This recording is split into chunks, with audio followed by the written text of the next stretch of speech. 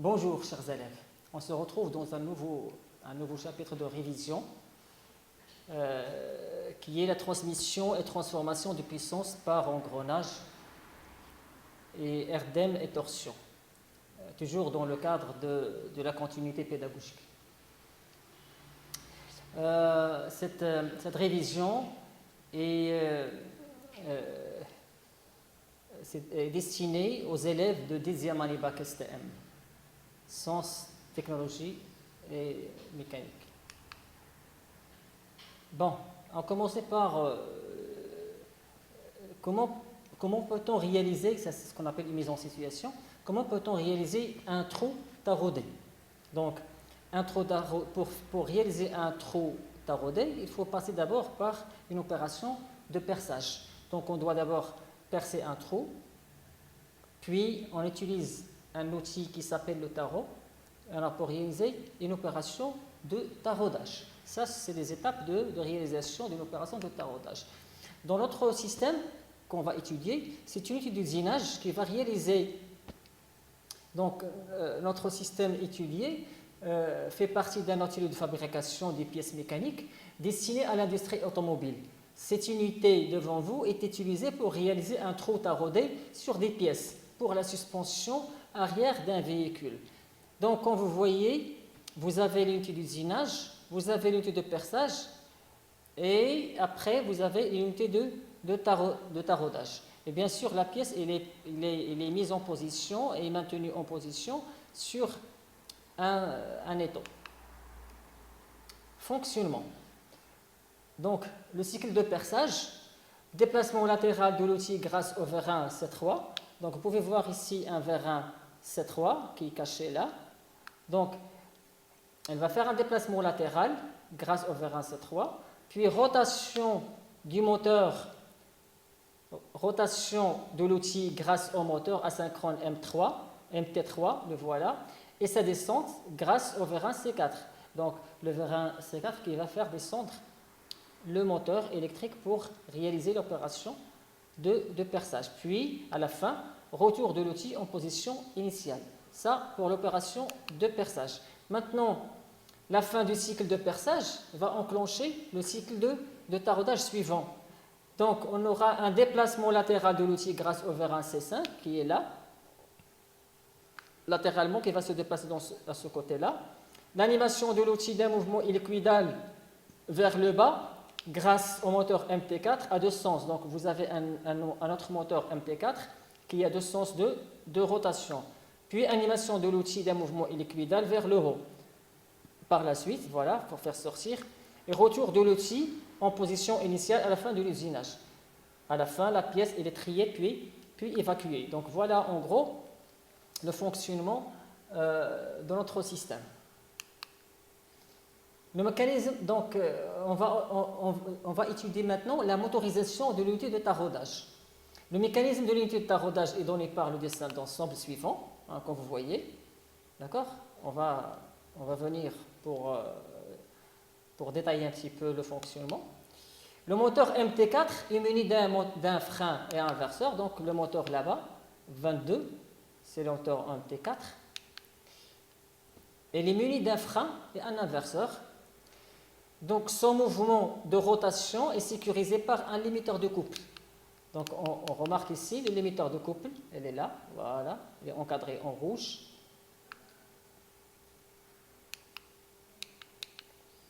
Un limiteur de couple est réduit par les deux couples d'engrenage cylindriques. Donc, nous avons aussi deux couples d'engrenage cylindriques. Voilà, le premier couple, c'est celui-là, et le deuxième couple d'engrenage. Le premier couple, elle est là, voilà. Et vous avez aussi un deuxième couple d'engrenage, celui-là. Celui-là, c'est pour la transformation de mouvement. On va le voir aussi. Bon, nous avons le tarot étant maintenu par le mandrin à douille expansible. Donc, nous avons le mandrin, le tarot, celui-là. Regardez, donc le tarot, c'est l'outil par lequel on réalise le taraudage. Il est maintenu par la pièce numéro 3, c'est le mandrin. D'accord ? Voilà. donc étant maintenu par le mandrin à Dewey, expansible 3. Maintenant, la descente et la montée de l'unité sont assurées par le système de transformation de mouvement qui prend mouvement à partir de l'arbre intermédiaire.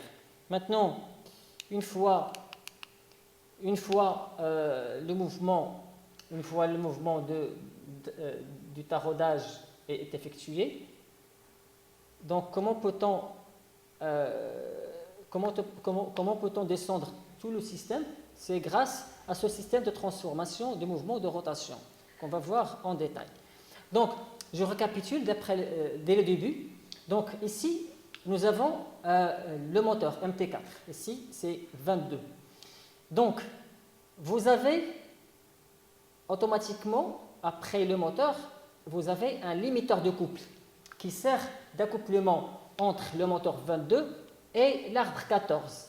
D'accord? Donc, en même temps, c'est un accouplement et en même temps, c'est un limiteur de couple. Ça veut dire pour la protection du système contre des couples des couples résistants qui peuvent venir à partir de là, d'autre côté. Donc, la transmission est faite sur l'arbre 14. Elle va être transmise par l'engrenage, le premier étage d'engrenage composé de 11, celui-là c'est en vert, et 31. Ça, c'est le premier engrenage. Après, la transmission va être continuée sur cet arbre, et là, la transmission de mouvement va être continuée par cet engrenage-là composé de 34 et la roue dentée 8 qui est encastrée avec l'arbre grâce à une clavette. Puis vers le mandrin bien sûr extensible le mandrin sur lequel est monté le tarot 1 et l'opération s'effectue. L'opération de taraudage s'effectue. Donc la descente, quand elle descend, donc la descente se fait dans ce sens et la montée se fait dans ce sens. Maintenant, qui est le responsable de ce mouvement de montée et de descente? C'est la transformation du mouvement qui est là. Le système de transformation du mouvement de rotation rectiligne, elle est composé de quoi? De 25, de la roue dentée 25 et la roue 26. Donc, le temps où le mouvement est sur cet arbre, elle va être transmise par 25, qui va être transmise vers 26. 26 est en liaison, encastrement avec la vis 30. Donc, quand elle tourne, donc elle va tourner, elle va faire une translation. Donc, ici, nous avons une transformation du mouvement. Un mouvement de rotation vers un mouvement de translation rectiligne. D'accord? Rectiligne. Donc, maintenant, pour ce qui est guidage, si je fais une coupe, là, la coupe CC va vous montrer le détail de ce qui se passe là. Alors, ce qui se passe, c'est que nous avons le guidage en trois stations par cette forme-là, 38. Voilà, ce qu'on appelle une queue d'aronde. D'accord? Donc là, nous avons une translation dans ce sens-là. Voilà. Donc, nous avons un petit peu décortiqué le dessin d'ensemble. Maintenant, on va passer aux questions. La première chose à faire, c'est analyse fonctionnelle. Donc, en se référant au dessin d'ensemble qu'on vient de voir, dans l'unité de taraudage, on va compléter le fast partiel suivant relatif à la fonction FP5. FP5, c'est quoi? C'est tarauder une pièce et grâce à l'unité de taraudage. Bien sûr, cette fonction est divisée en 4 fonctions techniques. FT1, transformer l'énergie électrique en énergie mécanique, vous connaissez tous, c'est le moteur MT4. La fonction FT2, transmettre le mouvement et limiter le couple, c'est le limiteur de couple qui fait cette fonction. Donc, le limiteur de couple, c'est celui-là. Voilà, ça, c'est tout l'ensemble, 17, 18, 19, 20, 21. Ça, c'est ce qu'on appelle un limiteur de couple. FT3, transmettre... Bon, normalement, la question, c'est le couple d'engrenage, qu'est-ce qu'il fait? Il transmet le mouvement au tarot. Pour la fonction FT4 qui est assurer la translation du tarot, ça veut dire ici nous avons la transformation du mouvement. Donc, qui est elle divisée en 3 fonctions techniques, FT41, FT42 et FT43. Donc, transmettre, ou bien les couples d'engrenage. Quel est le rôle du couple d'engrenage 11, 31 et 25, 26? C'est quoi? C'est de transmettre le mouvement à la vis 30. Maintenant, comment peut-on transformer le mouvement de rotation au mouvement de translation? C'est grâce au système Vesicroux 30-38. Voilà, le système Vesicroux 30-38. Ça, la transformation du mouvement est faite par le système Vesicroux. Puis enfin, le guidage en translation de l'unité de taraudage, c'est la forme qu'on vient de voir tout à l'heure, c'est la forme encodarante, c'est celle-là. Voilà, donc la forme encodarante que vous voyez ici. Ça, c'est le guidage en translation. Voilà, donc on a vu la transmission, la transformation du mouvement. Donc on passe à l'étude cinématique. Maintenant, après avoir bien décortiqué le dessin d'ensemble, donc maintenant on passe pour compléter le schéma cinématique suivant de notre unité de taraudage. Donc on commence toujours par le moteur. Ça c'est le schéma ou bien le symbole du limiteur de couple. Après vous avez les engrenages. Voilà les engrenages. Maintenant cet engrenage-là, c'est quel... Bon, on va commencer par celle-là. On va commencer par cette liaison. Quelle est la liaison entre 8 et 5? Bien sûr, il faut que, bon, après avoir, donc la transmission se fait de ce côté-là. Donc là, ça doit être une liaison encastrement normalement. Voilà, c'est une liaison encastrement. Après, de ce côté-là, c'est une liaison pivot, hein, pour permettre à l'arc 34 de réaliser une liaison pivot, d'accord, de faire une rotation sur l'axe. Après, nous avons cette liaison-là, c'est une liaison hélicoïdale. La vis par rapport à l'écrou, c'est une liaison hélicoïdale. Et enfin, la liaison encodarante qu'on a vue tout à l'heure, le guidage en translation, donc c'est une liaison glissière. Donc voilà, on a terminé les quatre liaisons sur le dessin, sur le schéma cinématique. Bien, on passe maintenant aux questions, donc des petites questions sur le limiteur de couple. Donner le rôle des rondelles élastiques. Le rôle des rondelles élastiques, c'est de créer l'effort presseur. Donc le rondelle élastique numéro 20. Le rondelle élastique numéro 20. Alors, ils sont là, voilà. Je ne sais pas si vous le voyez bien. Voilà, là, c'est pour créer. Ils sont là, ils sont situés juste ici, avec les boulons. Leur rôle, c'est d'exercer un effort presseur. Voilà, de créer un effort presseur. Sachant que le couple, maintenant pour le calcul, sachant que le couple maximal à transmettre par l'arc 14 est égal à 20 Nm et que la dimension des garnitures 18 sont R est égal à 50, petit r, on vous donne donc les dimensions des garnitures, et que le coefficient de frottement F est égal à 0,4, calculer l'effort presseur nécessaire. Donc, c'est très simple. Donc, je vais utiliser la formule. C, que vous connaissez, celle de couple. Donc, le couple transmissible par le limiteur de couple. C'est 2 tiers NF, R3 moins R, petit r au cube sur R carré moins petit r au carré, multiplié par petit n, nombre de surface de contact. Alors, nous avons un nombre de surface de contact égal à 2, et je fais l'application numérique, je remplace chaque... Mais faites attention, ce que vous devez faire attention, c'est que R, les données, les deux rayons sont donnés en millimètres. Bon, il faut les convertir en mètres, comme vous voyez ici. Voilà, il faut multiplier par 10 à la puissance 3. D'accord? Voilà, c'est ça la remarque qu'il faut faire concernant le calcul. Donc, on obtient à la fin N, l'effort à transmettre, N est égal à 582,19 newtons.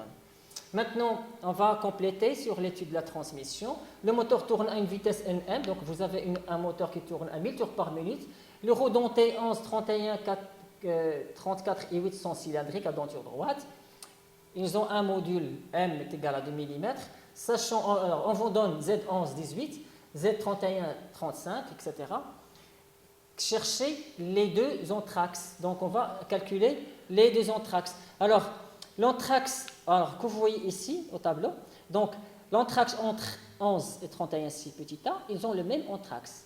D'accord? Donc, ces deux engrenages, cet étage avec celui-là, ils ont le même entre-axe. Et par la suite, donc A11, 31 est égal à M sur 2Z11 plus Z31, la formule que vous connaissez tous, est égal, donc si je fais M est égal à 2, donc 2 sur 2, je complète l'application numérique, ça donne 53, puisqu'ils ont le même entre-axe, donc on va retrouver la même valeur. Donc l'entre-axe commun est égal à 53 mm. Maintenant, calculer le rapport de transmission RT entre le moteur et le tarot. Le rapport, donc c'est très simple, hein, je vais venir ici. Donc le rapport Z11, donc le rapport égale Z11, ça veut dire Z menante sur Z menée. Z menante, c'est Z11 fois Z34 divisé par les Z menées. Les Z menées sont 31 et quoi? Et 8. Voilà. Donc Z11 fois Z34 sur Z31 fois Z8. Application numérique, ça va donner R, le rapport de transmission R entre le moteur et les tarots. Donc dans ce sens-là, ça va donner 0,2. Donc ça veut dire qu'il a la vitesse réduite avec un rapport RT égal à 0,2. Maintenant, après, on va en déduire la vitesse de rotation du tarot, c'est très simple. Donc nous avons ici RT est égal à NT sur NM. NT c'est la vitesse du tarot, NM c'est la vitesse du moteur. Donc on va sortir NT est égal à RT fois le rapport total multiplié par NM. Donc nous avons trouvé 0,2 multiplié par 1000, c'est la vitesse du moteur, est égale à 200 tours par minute. Donc la vitesse de rotation du tarot. Donc si ce moteur tourne à 1000 tours par minute, avec cette réduction de ce réducteur, on va arriver à une vitesse pour le tarot de combien? De 200 tours par minute. Donc c'est une vitesse réduite. Sachant que le couple d'engrenage 25-26 a pour raison 1,5, donc on vous donne la raison du couple d'engrenage 25-26, calculez le rapport RV entre le moteur et la vis. Alors maintenant, cette fois-ci, on va voir l'autre, voilà, comme vous voyez sur le schéma. Voilà la transmission, vous pouvez voir ici, les engrenages concernés, c'est ça. C'est ces engrenages que vous voyez sur le tableau. Voilà. Ce n'est pas de l'autre côté, non. C'est vers la vis. Tout à l'heure, nous avons suivi ce chemin-là. 11, 31, 34 et 8. Maintenant, nous allons suivre l'autre chemin. 11, 31, mais à droite, c'est 35 et 36. C'est pour la transmission vers la vis 30.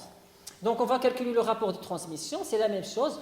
On va voir quels sont les aides menantes, les rodentées menantes sur le nombre de dents des roues menées.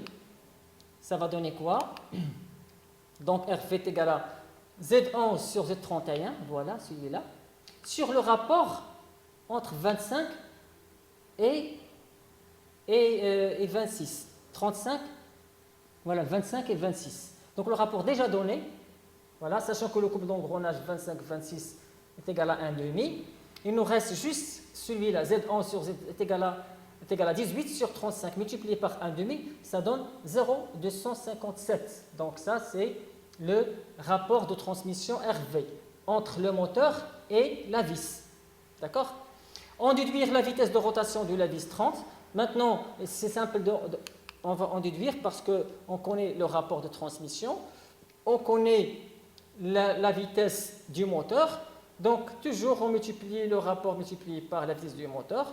Donc, ce rapport qu'on a trouvé multiplié par la vitesse du moteur, ça va donner une vitesse de 157 tours par minute. Voilà. Maintenant, on va calculer le nombre de tours effectués par la vis 30 pour réaliser le taraudage de profondeur. Donc, maintenant, on vous demande de calculer le nombre de tours effectués par la vis 30, cette vis-là. On vous demande, cette vis-là, voilà la vis. Effectué par la vis 30 pour réaliser un taraudage de profondeur 20 mm. Sachant qu'il est de pas, on vous donne le pas est égal à 1,25 mm et un filet.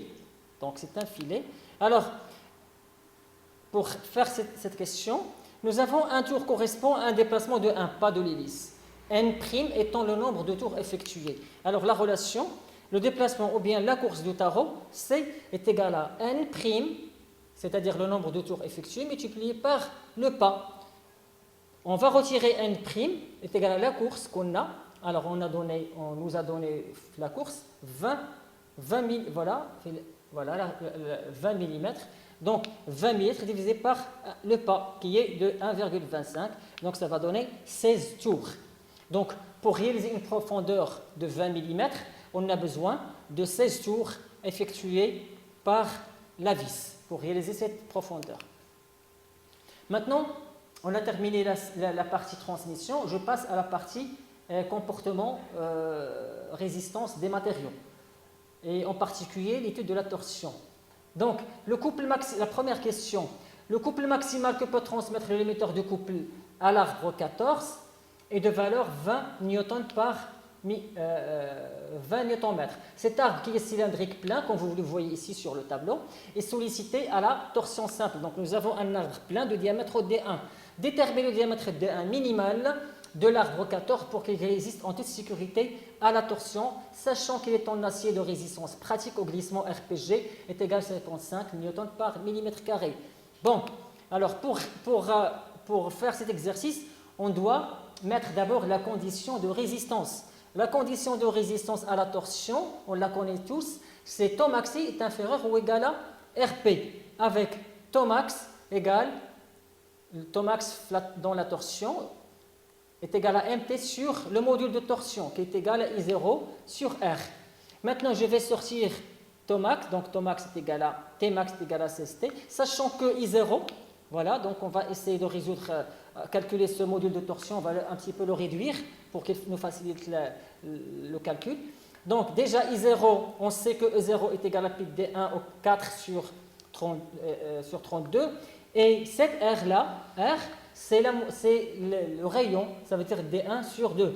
Donc ça va donner ton max, après calcul, ça va donner 16 mt sur pi, donc on va simplifier par ce D1, 2 on va simplifier 32 par 2, ça va donner 16, et D1, D à la puissance 4, on va simplifier par D, ça va donner D au cube. Voilà. Et on va essayer de sortir D1 de cette relation-là. Donc D1 va être supérieur ou égal à racine cubique de tout ça. Donc 16 mt sur pi RPG. Voilà, donc si je fais l'application numérique, je vais obtenir D1, le diamètre qu'on cherche est égal à 12,28 mm.